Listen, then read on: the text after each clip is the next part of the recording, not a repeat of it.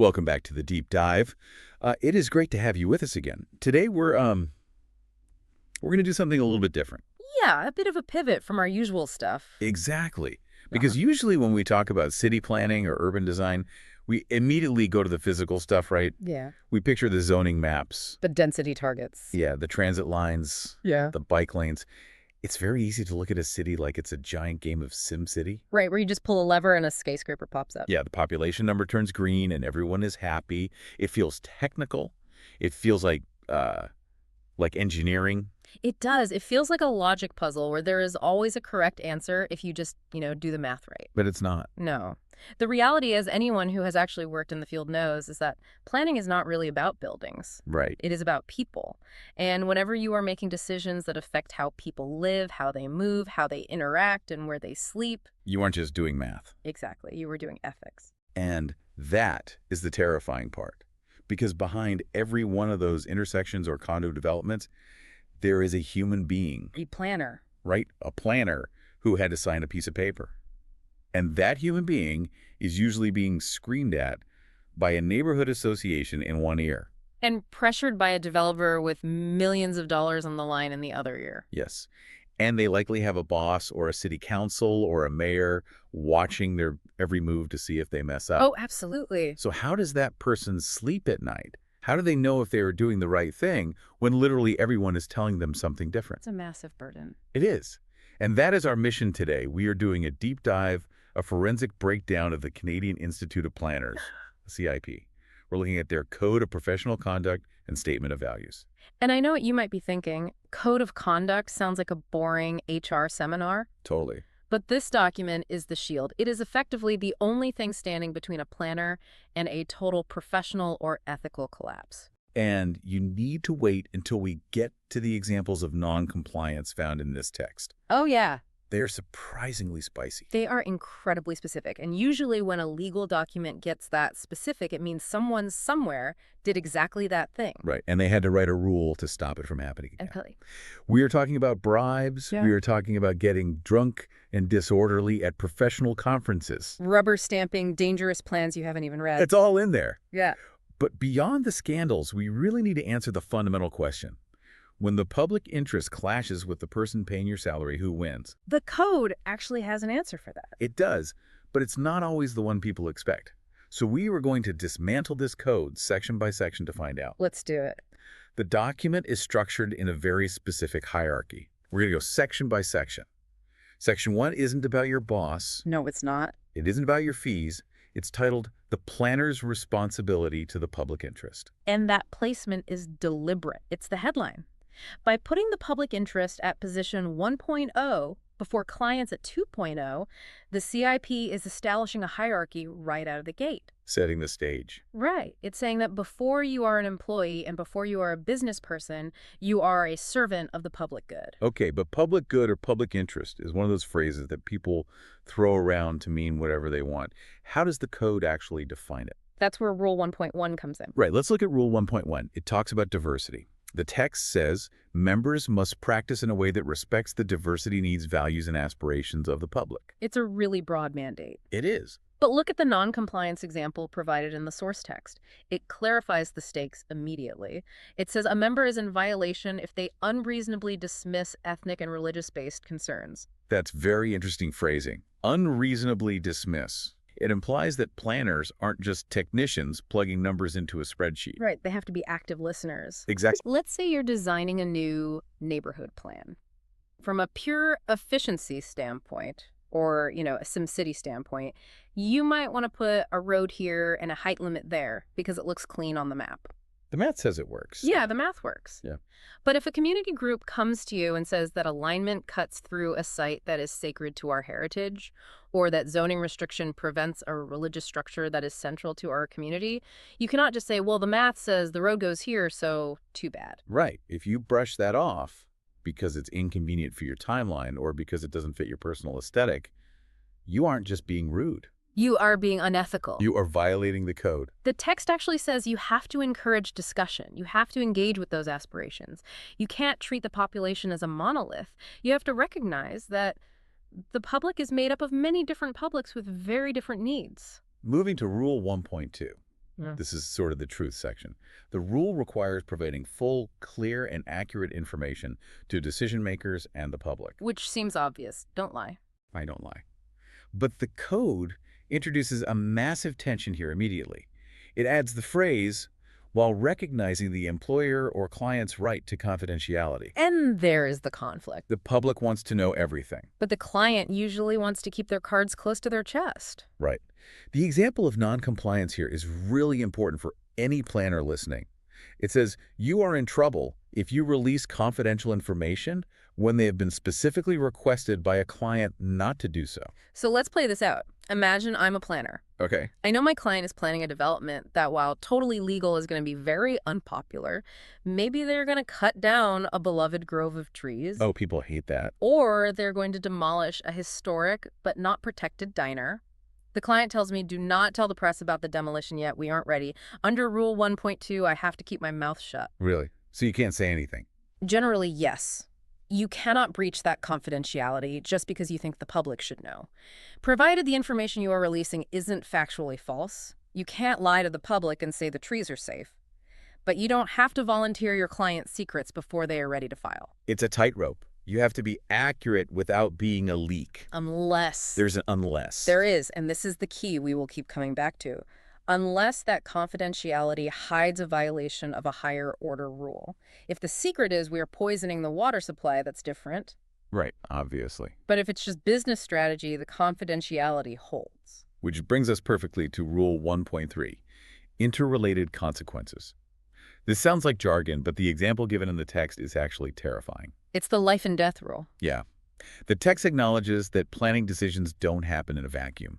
They affect the natural environment and the human environment. The example of non-compliance is so stark. A member recommends the elimination of an engineering requirement which they know is required to protect public safety. Stop and think about that. That isn't about aesthetics. That isn't about neighborhood character. Oh. That is a planner being asked, arguably, by a client trying to save money. Hey, do we really need this expensive retaining wall? Do we really need this drainage capacity? It's eating into our profit margin. And the planner knows the answer is yes, we need it, but says no, cut it just to please the client.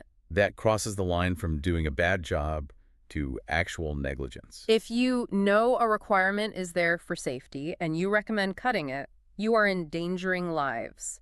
Code is explicit here. You cannot prioritize your client's budget over the physical safety of the public. It really anchors the idea that public interest isn't just a philosophy. It's about keeping people safe from bad infrastructure. Correct. And note the exact wording, which they know is required. You can't feign ignorance. If you know it's required, you are on the hook. Okay, let's look at Rule 1.4. Meaningful participation. I love that the code bothers to use the word meaningful. It's doing a lot of heavy lifting there. It's a difference between checking a box and actually doing the work. The example here feels like a dirty trick that I feel like I've seen happen in real life.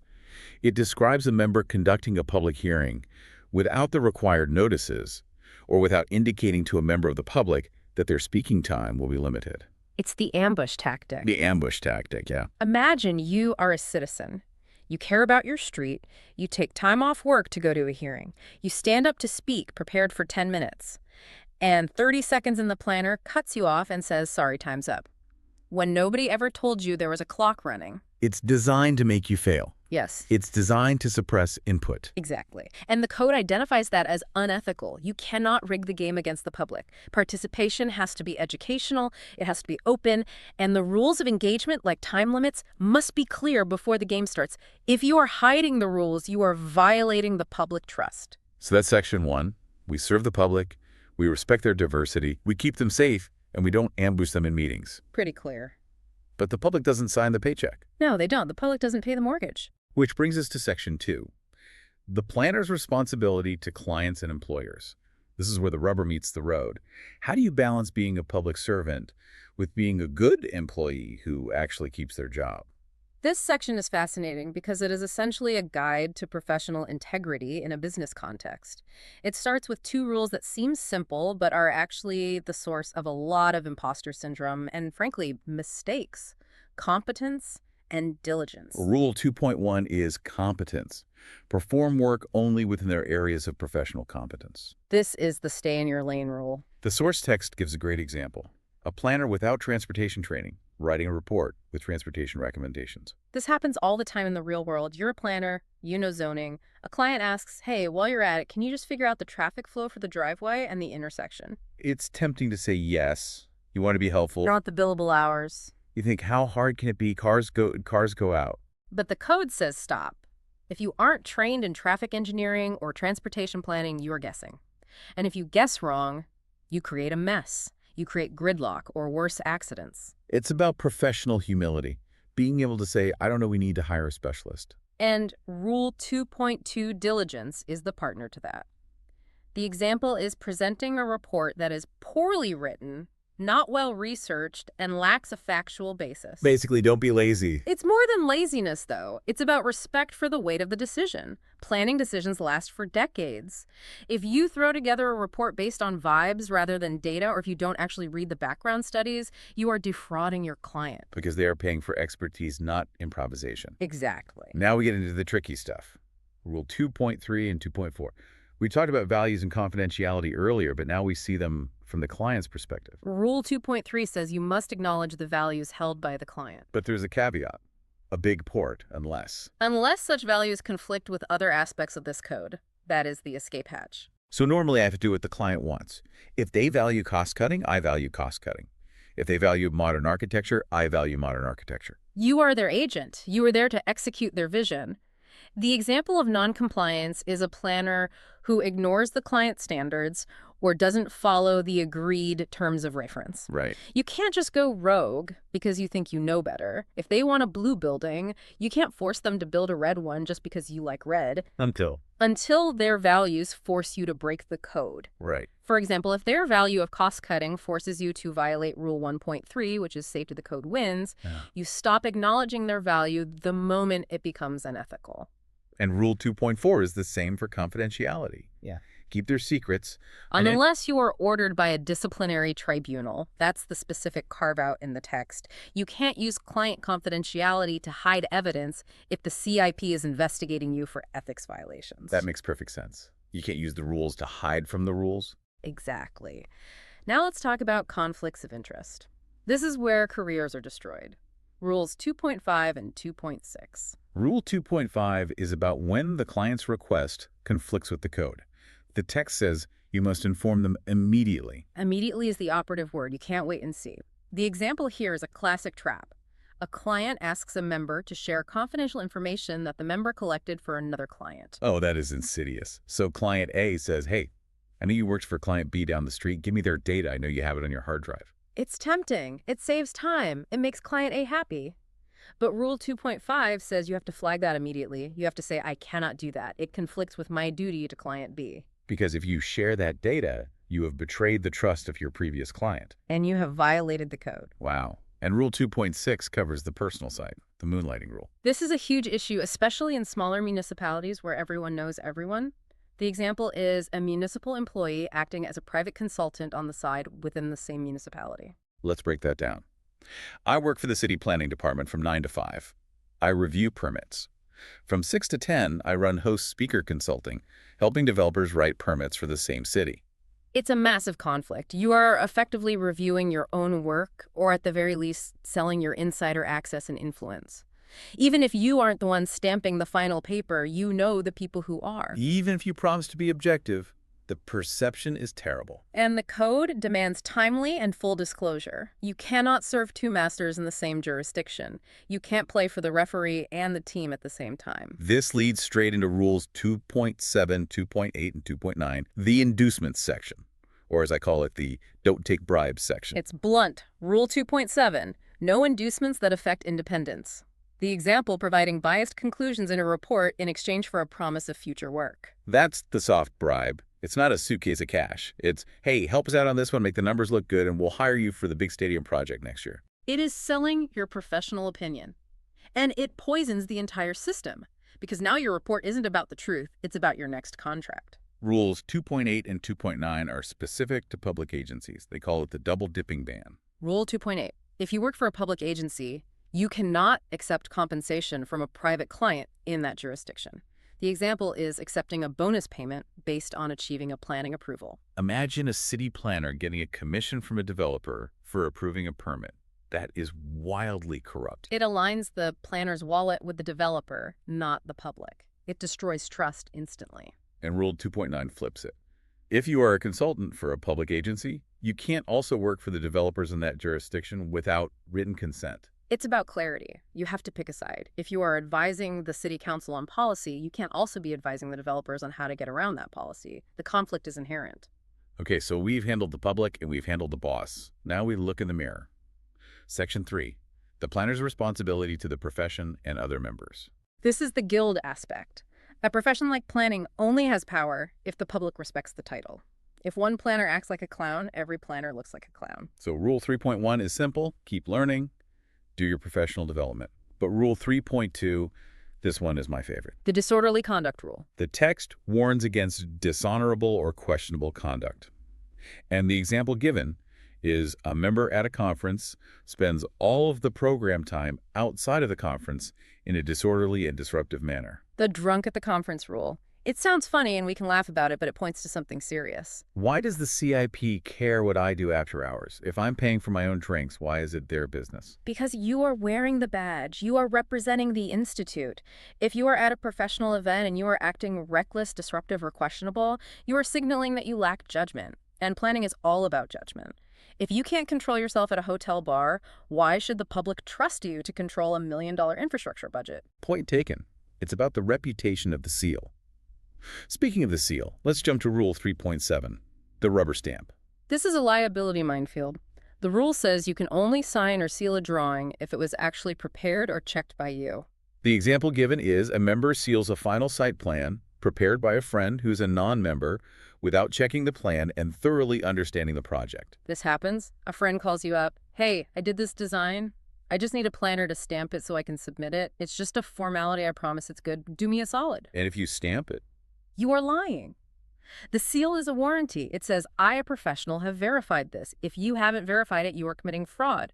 If that plan has a flaw, if it violates a bylaw, if it causes an accident, it is 100% your fault. You cannot outsource your integrity to a friend. we also have to talk about Rule 3.4, which is about fairness among colleagues. The example is a public sector planner who continuously gives a specific reference rather than referring to an approved list. This is the old boys club prevention. If you work for the city and a homeowner asks, who can help me with this permit, you cannot just say, call my buddy Steve, he's the best. You are a public official. You have to be neutral. You have to give them the directory or the list of all qualified planners. You have to give everyone a fair shot. And finally, Rule 3.8, the duty to report. The snitch rule. Yeah, the example says, in spite of extensive media coverage and personal knowledge, a member does not report that a fellow CIP member has vociferously criticized a planning scheme proposed by the firm of another member. There's a lot to unpack there. First, Rule 3.5 says you shouldn't publicly trash another planner's work in a derogatory way. But Rule 3.8 says if you see someone doing that and you don't report it, you are also in trouble. Silence is complicity. Exactly. Self-regulation only works if the members actually regulate. If everyone looks the other way because it's awkward to report a colleague, the code is just paper. That is a tough social pressure. Nobody wants to be the one filing a report against a colleague they might see at the next conference. It is tough. But the code implies that your loyalty to the profession must be higher than your loyalty to your work friends. So we have the rules, the hard lines we can't cross. But this document also includes a statement of values. This feels different.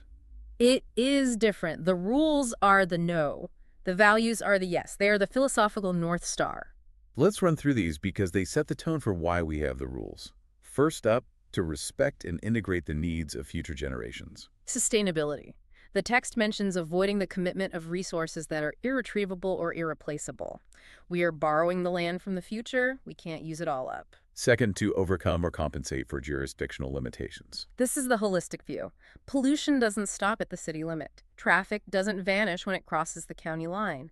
The code demands planners look at the big picture even if their paycheck comes from a small jurisdiction. Third, to value the natural and cultural environment. Stewardship. We aren't just developers, we are protectors. Fourth, to recognize and react positively to uncertainty. This is my favorite. The long-term future is unpredictable. It sounds like a philosophical quote. It is. It means don't build rigid systems. Don't assume you know what the world will look like in 50 years. Build flexibility. Don't box the future in. And finally, to balance the needs of communities and individuals. The eternal struggle. The not in my backyard versus the needs of the city. The planner has to stand in the middle of that fight. Which brings us to the crux of the deep dive. The hard part. This is what we really wanted to dig into. The collision. We have the rules, we have the values, Hmm. but in the real world, these things crash into each other constantly. Hmm. What happens when the client wants one thing, but the public interest demands another? What happens when my boss tells me to ignore a safety rule? We need a clear way to navigate this. We do.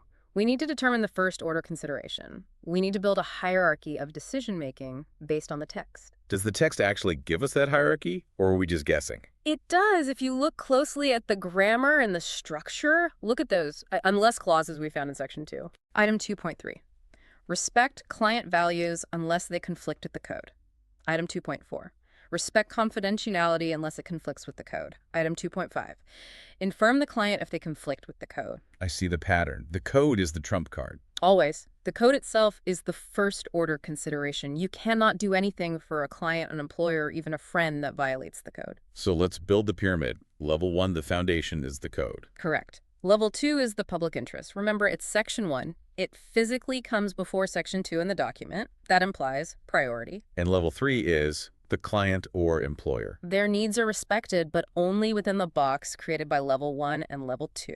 So let's run a simulation, a practical advice session based on the text. Let's make it real. I am a planner.